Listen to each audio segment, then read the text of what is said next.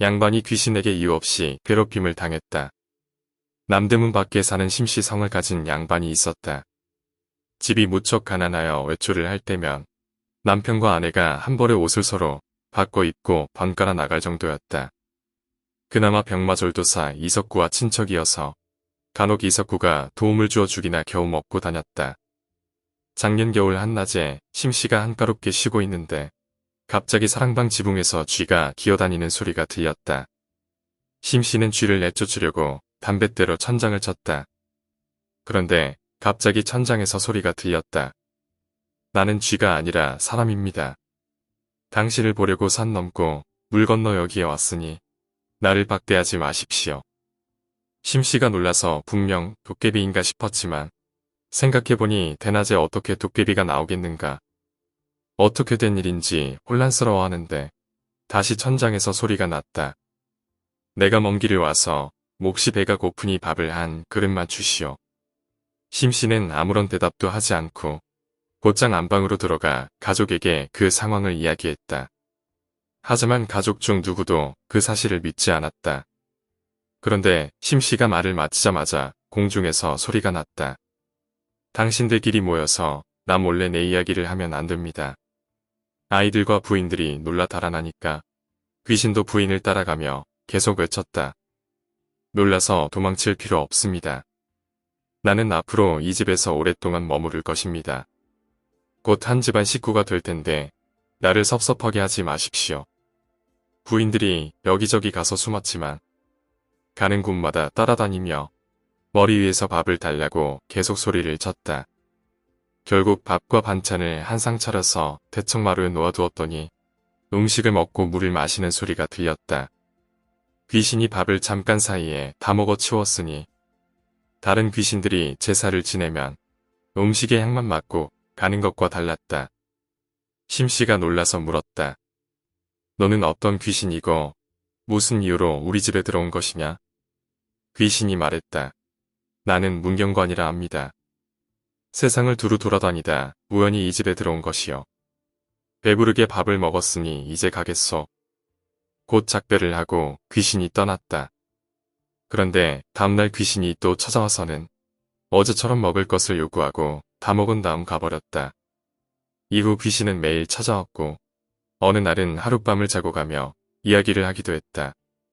결국은 집안 식구들이 익숙해져서 귀신이 와도 놀라지 않게 되었다.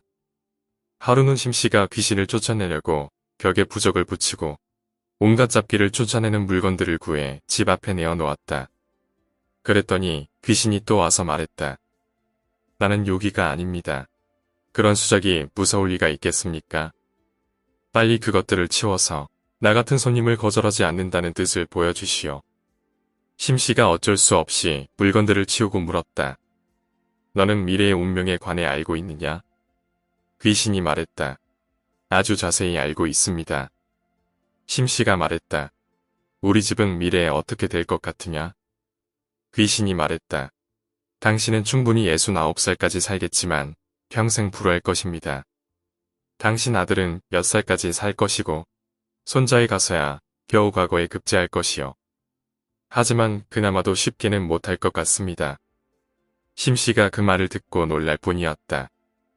집안 식구 중 어떤 부인은 몇 살까지 살고 아들은 몇 명이나 낳을지 물어보니 귀신은 일일이 다 대답해주고 덧붙여 말했다. 내가 쓸 곳이 좀 있으니 엽전 200냥만 좀 베풀어 주십시오. 심씨가 말했다. 내 눈엔 우리 집이 가난해 보이냐, 부자로 보이냐? 귀신은 답했다. 가난이 뼛속까지 사무치지요. 심씨는 화가 나서 말했다. 내가 봐도 그런데 내가 어떻게 200냥을 마련해 주겠냐? 하지만 귀신은 웃으며 말했다.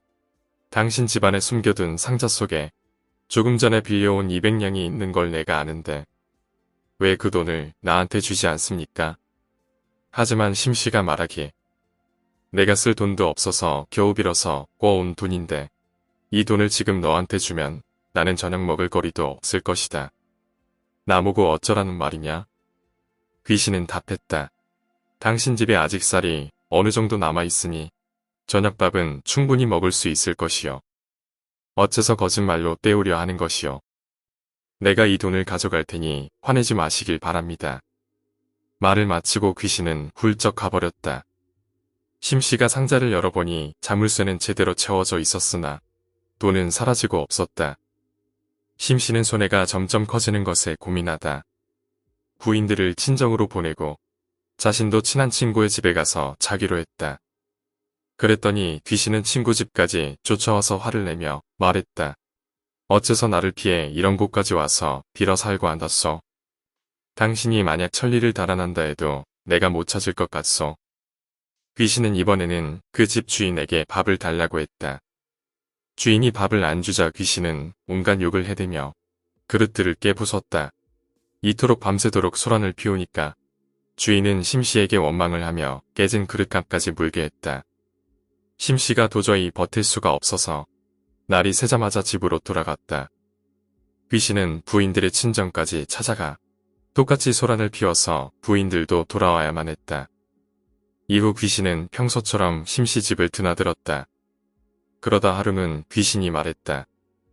이제 오랫동안 헤어지고 만나지 못할 테니 부디 몸을 잘 관리하시구려. 심씨가 말했다. 내가 어디로 가든 좋으니 부디 빨리 여기서 떠나라. 우리 집안 사람들도 편하게 좀 살아보자. 귀신이 말했다.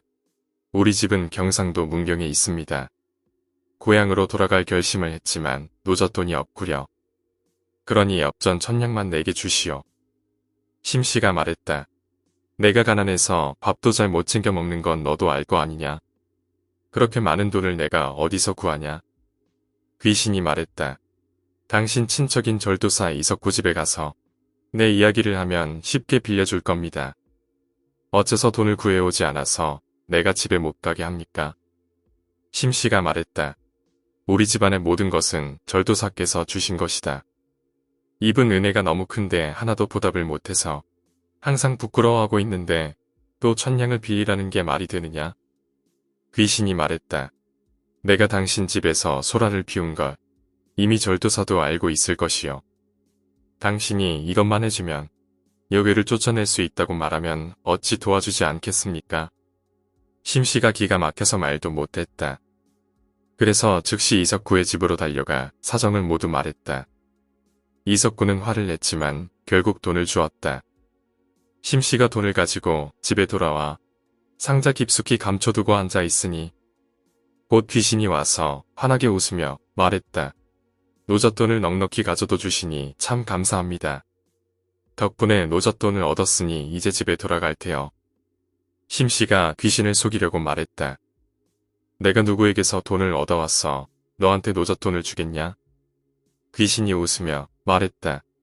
지난번에 선생이 봐서 알 텐데 왜 쓸데없는 소리를 하십니까? 잠시 뒤 귀신은 또 말했다.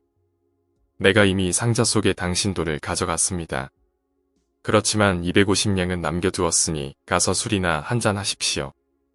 귀신이 인사를 하고 사라지니 심씨 집안의 모든 이들이 좋아서 기뻐 날뛰며 서로 축하했다. 그런데 열흘이 지나자 또 공중에서 귀신이 인사를 했다. 심씨가 화가 머리끝까지 나서 소리쳤다. 내가 다른 사람에게 구걸까지 해서 1000냥을 마련해서 고향에 가게 해줬으면 너는 감사한 줄을 알아야 한다.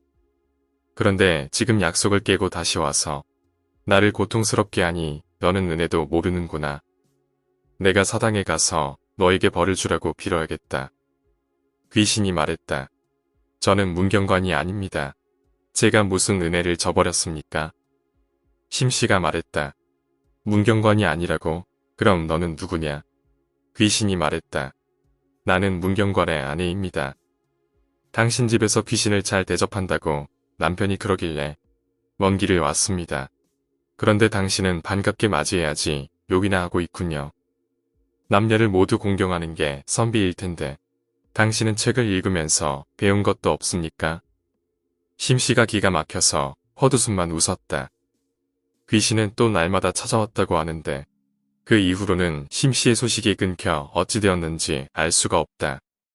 당시 호사가들은 앞다투어 심씨 집에 가서 귀신과 이야기를 했으니 심씨 집 문 앞이 시장 바닥 같았다. 학사 이이조는 심지어 그 집에 하룻밤 묵으면서 귀신과 대화까지 했다고 한다. 이 무슨 괴이한 일인가. 오늘 이야기는 여기까지입니다. 오늘 이야기가 재미있으셨다면 구독과 좋아요, 댓글 부탁드립니다. 댓글은 저에게 큰 힘이 됩니다. 감사합니다.